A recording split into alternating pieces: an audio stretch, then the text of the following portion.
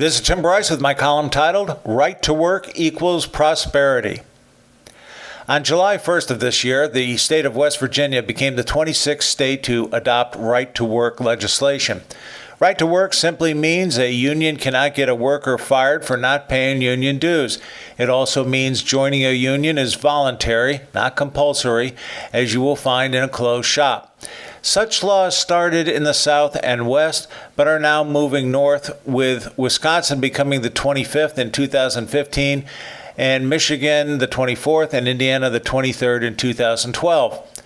Right-to-work laws weaken the strength of unions. To illustrate, Boeing's North Charleston plant employs about 7,500 workers to build fuselages for 747s and 787s. In 2015, the International Association of Machinists and Aerospace Workers tried to build support to unionize 3,175 production and maintenance workers. The effort was called off as workers wouldn't embrace the union.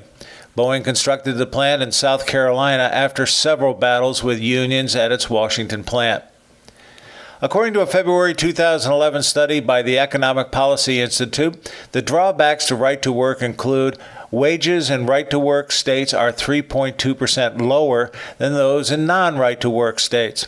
The rate of employer-sponsored health insurance is 2.6 percentage points lower in right-to-work states, and the rate of employer-sponsored pensions is 4.8 percentage points lower in right-to-work states.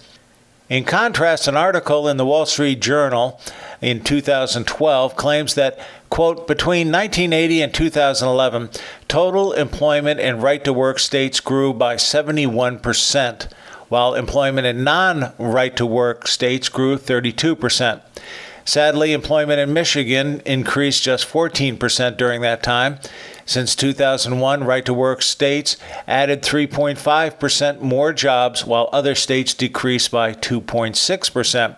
Similarly, inflation-adjusted compensation grew 12% in right-to-work states, but just 3% in the others. Aside from this, right to work is an important indicator of a state's prosperity. To illustrate, according to a recent report from the Mercatus Center at George Mason University, it appears financial success in state governments is not by accident, and Republicans appear to do a better job than their Democratic counterparts. The Mercatus report examined the financial stability of the 50 states plus Puerto Rico. The report considered debt and financial obligations as well as state pension programs and health care benefits.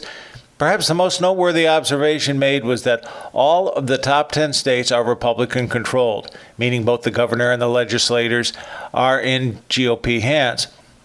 Further, with the exception of Kentucky, all of the bottom 10 states plus Puerto Rico are controlled by the Democrats. Interestingly, all of the top 10 are right-to-work states, and none of the bottom 10 have a right-to-work program.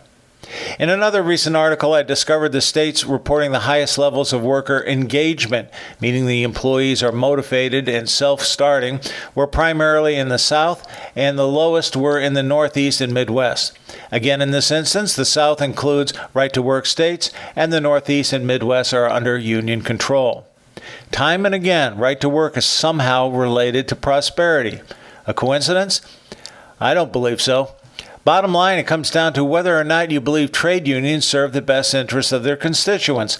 With the passing of West Virginia's right-to-work legislation, there are now more states who are more interested in providing work for their people as opposed to trusting the unions. As an aside, the territory of Guam has right-to-work laws, as does the federal government. Participation in unions is strictly voluntary. In the upcoming presidential election, you will not hear either candidate openly support right-to-work legislation, as they need union votes to get elected. However, the day is not far away when living in a non-right-to-work state will be considered a political liability as opposed to an asset. Friends, keep the faith. This is Tim Bryce in Palm Harbor, Florida. Follow me on the internet at timbryce.com.